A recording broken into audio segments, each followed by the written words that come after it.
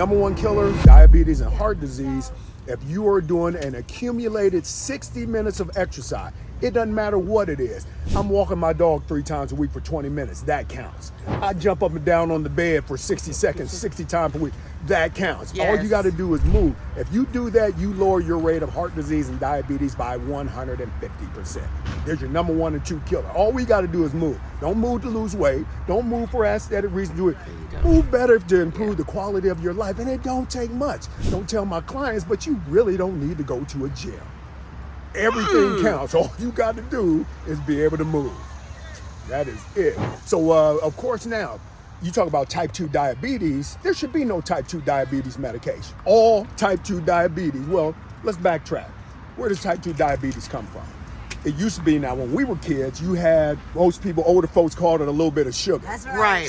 Right. So you didn't really acquire that until all over your lifetime. Basically, every time you ingest some sugar, your insulin almost works like a drug in your body. Every time I ingest some sugar, my insulin's got to balance out that sugar. But over time, what happens, I need a little bit more every time to balance out the same amount of sugar. So eventually, my pancreas can't produce enough insulin to balance out that sugar. How do I get away from that? Number 1, get those refined sugars out of your life altogether. Your corn syrups, your refined sugar, high fructose, get that out of your life. That by far is the number 1 killer. Heck, type 2 diabetes, sugar is detrimental to your cells. The reason people have to get their limbs cut off is because their body can't process that sugar fast enough. Right. So now, wherever it's sitting, usually in your extremities, that's dead because the sugar killed it. Give your pancreas some help. Instead of having it balance out your sugar, all you gotta do is move a little bit. When we move, that is the first calories that your body will burn, is your sugar.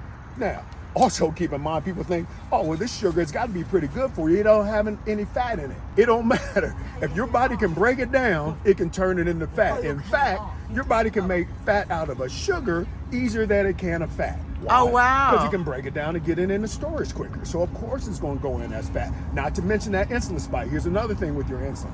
Anytime you do ingest the sugar, you'll notice the way the creator put this thing together, you can't find a source of sugar in nature that doesn't have a source of fiber in it, because sugar is made to be released into our system slowly. Right. What's happened over the last 20, 30 years, we've refined sugar so much that anytime you ingest the sugar, most of that sugar is in your bloodstream before it even gets to your stomach.